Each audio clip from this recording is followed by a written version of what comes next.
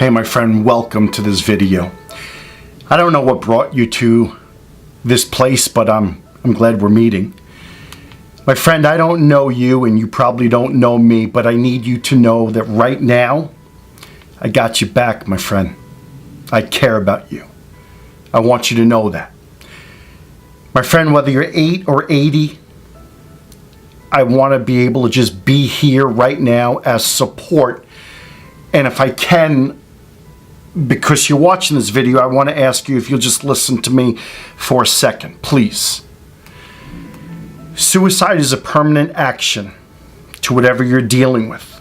And whatever you're dealing with is temporary. You see, many people don't realize the finality of suicide or what if the suicide attempt fails? Yeah, I know you don't want to hear that right now, but then the problems really escalate and leave you in a place far worse than where you are right now. Think about that.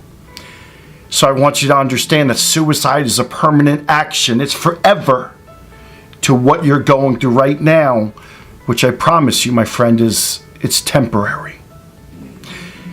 I also want you to understand that making decisions based on emotion are decisions that we come to regret. A quick example, of the 2,400 people that have jumped off the Golden Gate Bridge in California, and the Golden Gate Bridge is one of the most sought after places for people wanting to jump to their death. Well, the 65 or so people that survived, of those people that have been interviewed, every one of them said the moment their hands left the rails, they regretted their decision. So I get it. In the here and the now, you're thinking this, and most suicides happen because we make decisions on the here and the now. So I'm not sure where you are right now emotionally, but again, I want to share with you a couple things. I care about you, and I'm quite sure many people care about you. We can't look at life in the here and the now because life isn't in the here and the now. Life is a journey. It's not a race. And we all are on our own path. We're all on our own journey.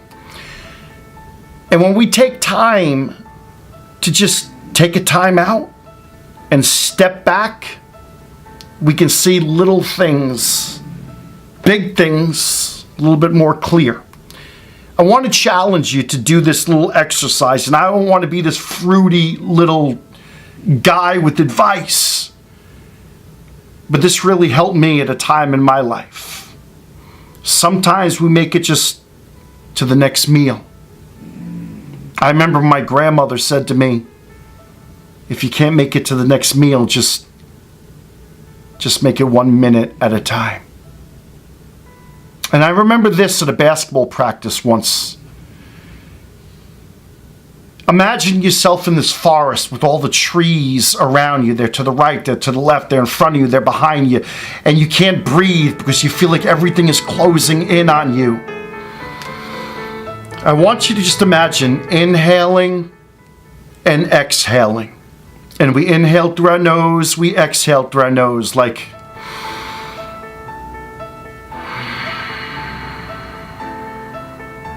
And as you're inhaling and exhaling, I want you to imagine being in that forest with all the trees around you and just jumping back. And now all the trees are ahead of you.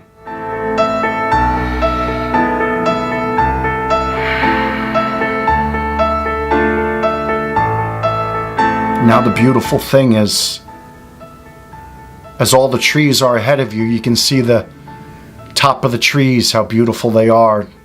You can see around the forest to the right, there's an opening. You can see around to the left, there's another opening. And in front of you, there's space.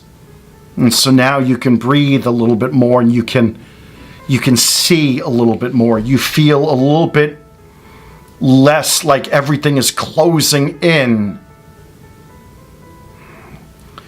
And my friend, that's really all I want to do right now, is to give you space. And in order to get that space, you take a time out, breathe, imagine jumping out of the forest and seeing what's in front of you a little bit more clearly. Also, I want to invite you to think there's help, my friends. Like I'm coming here to help you. I want to listen. I'm non-judgmental. I want to be supportive. I don't want to fix anything. I just want to give you space. I want to give you time. I want to say, don't make any decisions in the here and the now. But my friend, you have to have the courage to know there is help. And when you ask for it and you're honest, it's a matter of time when you can be more emotionally capable to problem solve and cope with things that are going on in your life right now.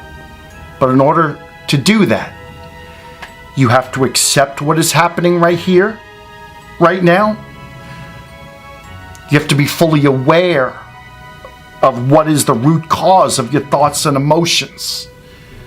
Did you know that 90% of suicidal ideation comes down to depression? You might not even realize that you're depressed.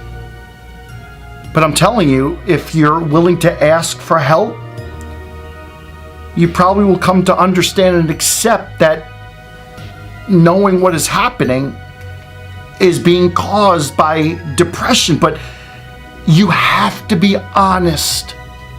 And moving forward from here to where you want to be, my friend, I know it's not easy. But nothing good comes from an easy road to success. It's not appreciated. It's not valued. You know, everything that we go through in life, good, bad, everything conditions us. It shapes us. It teaches us. We grow as a result of everything. And when you ask for help, therapy, you can live a healthy and balanced life. Being diagnosed with depression or mental illness. My friend, I'm diagnosed with mental illness. Yet I'm the healthiest I've ever been because of therapy and medication. Now, I'm not talking medication right now. I'm just talking it's okay to ask for help. I'm diagnosed with major depression, bipolar type 2, and PTSD. My friends, it's okay. Also, I want to share with you a couple reasons why people feel like they want to end their lives. And maybe you can relate to what I'm about to say. You feel alone, which generally means that you have no meaningful relationships, and you probably do, but depression can also force you to want to isolate yourself. Therefore, you feel like you don't have any meaningful relationships because you're not with those special people, family, friends in your life. Again, therapy can help you become aware of this and teach you how to work through this. Number 2, maybe you feel like you're a burden to other people. And maybe it's family, it's friends, it's co-workers, peers, teammates, a significant other, I don't know. But what this generally means is that you feel that you don't make any notable contribution to family, friends, work, those people, school, games, your team, whatever it might be. And I think this comes down to self-esteem, and depression can certainly cloud how we feel day in and day out. And so what I'm trying to say is when you feel like you don't have any meaningful relationships and you feel like you're a burden, and day after day, week after week, month after month, and the little things trigger emotions, you get so clouded and congested that that's when you start thinking that maybe you have a desire to want to end your life. My friends, depression affects people differently. You could have major depression, or you could have dysthymia, which is a very low-level depression where you don't even know you're depressed, but you're tired of just being miserable and not happy, but you don't feel depressed according to what you think depression is. But again, therapy can help you understand this.